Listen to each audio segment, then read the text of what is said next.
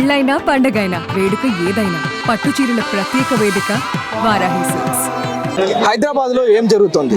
ఎక్కడ చూసినా జ్యోతి మల్హోత్రా ఒక యూట్యూబర్ పేరు ప్రధానంగా వినిపిస్తుంది. తను ఎక్కడ కాలు పెడితే అక్కడ ఉగ్ర జాడలు, ఉగ్ర నీడలు, ఉగ్ర దాడులు జరుగుతున్నాయి అనేది ఇప్పుడు ఓ పెద్ద చర్చగా జరుగుతుంది. ఎందుకంటే గత నెల 22న పెహల్గాం దాడి తర్వాత ఉగ్రవాదుల జాడలు కావచ్చు, ఉగ్రవాదుల అడుగులు కావచ్చు, ఎక్కడ పడినా పోలీసులు వెంటనే పట్టేస్తున్నారు. వారి యొక్క జాడలకు సంబంధించి ఆ నీడలు కూడా ఎక్కడ కనిపించకుండా వాళ్ళంతా క్షుణ్ణంగా పరిశీలించి వారందరినీ అటాక్ చేసే పనిలో పోలీసులు ఉన్నారు, నిఘా వర్గాలు ఉన్నాయి. కానీ ప్రస్తుతం హాట్ టాపిక్ ఇప్పుడు హైదరాబాదే కాదు, తెలంగాణ వ్యాప్తంగా, దేశవ్యాప్తంగా జ్యోతి మల్హోత్రా ఒక యూట్యూబర్ పేరు ప్రధానంగా వినిపిస్తుంది. అయితే తను ఎక్కడ కాలు పెడితే అక్కడ భస్మం అవుతుంది అని చెప్పి ఇప్పుడు వార్తలు చక్కర్లు కొడుతున్నాయి. అయితే దీనికి మన హైదరాబాద్కి ఏం సంబంధం? అయితే రీసెంట్గా తను హైదరాబాద్ కూడా వచ్చి ఇక్కడ కొన్ని ప్రదేశాల్లో, అంటే సికింద్రాబాద్లో నుంచి ఒక ట్రైన్లో వచ్చి మళ్ళీ తను వెళ్ళినట్లుగా అక్కడ వీడియోలు తీసినట్లుగా మనకు తన వీడియోస్లో చాలా స్పష్టంగా కనిపిస్తుంది. అయితే ఈ వీడియోనే అనేకమైన అనుమానాలకు తావిస్తుంది. సో మనం హైదరాబాద్కి సంబంధించి ఎందుకు భయపడాలి అంటే, గతంలో మనం చూసాం ఒక్కసారిగా ప్రశాంతంగా ఉన్న హైదరాబాద్ ఉగ్రదాడులు జరుగుతాయి అనేది చాలా స్పష్టంగా అర్థమవుతుంది. ఎందుకంటే దిల్సుఖ్ నగర్ పేలులే దానికి నిదర్శనం. చాలా సరదాగా ఉండే కోటి ప్రదేశాలు కూడా, కోటి లాంటి ప్రదేశాల్లో కూడా మనం చూసాం గోకుల్ చాట్లో బాంబ్ బ్లాస్టింగ్. ఇలాంటివన్నీ మనకు ఉదాహరణలు. అంటే మనం హైదరాబాద్లో డేంజర్ జోన్లో లేం కదా అనుకోవచ్చు, కానీ 100% డేంజర్ జోన్లో ఉన్నామనేది చాలా స్పష్టంగా అర్థమవుతుంది. మొన్న పెహల్గాం దాడి తర్వాత కేంద్ర ప్రభుత్వం ఇచ్చిన ఏదైతే 22 రెడ్ జోన్ ఏరియాలు ఉన్నాయో వాటిల్లో హైదరాబాద్ కూడా ప్రధానంగా కనిపిస్తుంది. హైదరాబాద్, సికింద్రాబాద్ జంట నగరాలు మొత్తం కూడా. సో ప్రస్తుతం మనం చార్మినార్ దగ్గర ఉన్నాం, చూస్తున్నాం. ఇది ఒక పర్యాటక ప్రాంతం.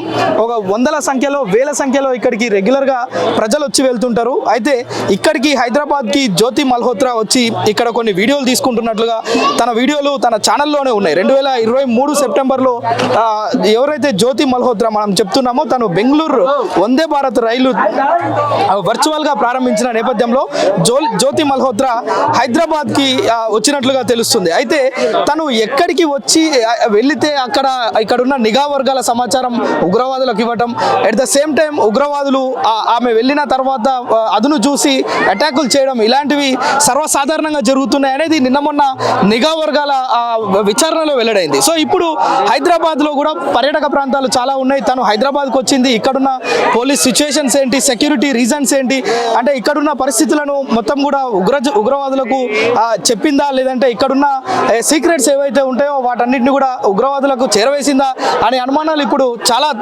తావిస్తున్నాయి. అయితే దీనిపై ఇప్పుడు చాలా వీడియోలు, అదేవిధంగా పాకిస్తాన్ ఉగ్రవాదులతోటి సంబంధాలు ఉన్నాయన్న తర్వాత జ్యోతి మల్హోత్రాను అదుపులోకి తీసుకొని తను ఎక్కడెక్కడైతే ప్లాన్ చేసిందో వాటన్నిటిపైన విచారణ చేస్తున్నారు. చాలా క్లారిటీ వచ్చింది. పెహల్గాంకి కూడా వెళ్ళి అక్కడ తను చేసిన వీడియోల తర్వాతే ఈ యొక్క పెహల్గాం పర్యాటకులపైన దాడి జరిగింది అనేది చాలా స్పష్టంగా అర్థమవుతుంది. సో మరి హైదరాబాద్కి కూడా వచ్చి అంటే దేశద్రోహం చేస్తుంది అనేది గత 3-4 రోజులుగా సోషల్ మీడియాలో వైరల్ అవుతుంది. అట్ ద సేమ్ టైం దేశ నిఘా వ్యవస్థ మొత్తం తనకు సంబంధించిన వీడియోల పైన ఆరాధిస్తున్నారు. అయితే పెహల్గాం పర్యాటకుల దాడికి సంబంధించి ఇటు సమాచారాన్ని కూడా తను పాక్లో ఉన్న ఎవరైతే ఉగ్రవాదులు ఉన్నారో వారికి చేరవేసింది అనే ఒక అనుమానం చాలా బలంగా ఉంది. అయితే ఈ వీడియోలను షేర్ చేస్తూ కొంతమంది హల్చల్ చేస్తున్న పరిస్థితి ఉంది. అయితే ఒరిస్సాలోని ఒక ప్రముఖ పుణ్యక్షేత్రమైన పూరి జగన్నాథ్ ఆలయంలో కూడా జ్యోతి మల్హోత్రా రెక్కి నిర్వహించినట్లు పోలీసులు అనుమానిస్తున్నారు. అయితే ఆమె ఒరిస్సాకు వెళ్ళి అనేక పర్యాటక ప్రాంతాలను సందర్శించడమే కాకుండా ఆ టైంలో మరో యూట్యూబర్ని సహాయం తీసుకున్నట్లుగా కూడా తెలుస్తుంది. అయితే ఇలాంటివన్నీ, అంటే ఇది ఒక్కటే కాదు, చాలా కూడా జ్యోతి మల్హోత్రా చేసిన పర్యటనల తర్వాత చాలా అటాకులు జరిగినాయి. సో ఇప్పుడు కూడా సికింద్రాబాద్కు తను వచ్చి వెళ్ళింది కనుక ఇక్కడ కూడా ఏమైనా ప్లాన్ చేశారేమో. మనం చూసాం నిన్న మొన్న ఏదైతే విజయనగరంకి సంబంధించి ఒక వ్యక్తి, అదేవిధంగా హైదరాబాద్కి చెందిన మరొక ఉగ్రవాద మూలాలు ఉన్న వ్యక్తులను, ఉగ్రవాదులతో దోస్తానం ఉన్న వ్యక్తుల్ని ఇద్దరిని కూడా అరెస్ట్ చేసినట్లుగా చూస్తున్నాం. అంటే హైదరాబాదే కాదు, 2 తెలుగు రాష్ట్రాల్లో కూడా చాలా ప్రదేశాల్లో డమ్మీ బాంబ్ బ్లాస్ట్లు చేసేందుకు కుట్రలు చేశారు చేశారనేది బహిర్గతమైంది. ఇక్కడ నిఘా వర్గాలు కూడా దానిపైన పనిచేస్తున్నాయి. సో ఎట్టకేలకు జ్యోతి మల్హోత్రా అడుగుపెట్టిన ప్రతి దగ్గర కూడా ఇలాంటి ఉగ్రదాడులు అదేవిధంగా జరుగుతున్నాయనే అనుమానాలు బలమై ఉన్నప్పటికీ హైదరాబాద్లో కూడా వచ్చిన నేపథ్యంలో ఇక్కడ కూడా అలాంటి వాటికి ఏమైనా అటాక్స్కి ఏమైనా ఇలాంటి ప్లాన్స్ ఏమైనా చేశారా అనే దానిపైన చాలా లోతైన దర్యాప్తు చేస్తున్నారు. మరోవైపు ఇక్కడున్న నిఘా వర్గాలు మొత్తం కూడా చాలా అప్రమత్తంగా ఉన్నాయి. అయితే ఏ క్షణమైనా ఇక్కడ చాలా మంది ఉగ్రవాదులు నక్కి ఉన్నట్లుగా కూడా తెలుస్తుంది. అది చార్మినారా, ఓల్డ్ సిటీనా, హైదరాబాద్ మనం చూసాం.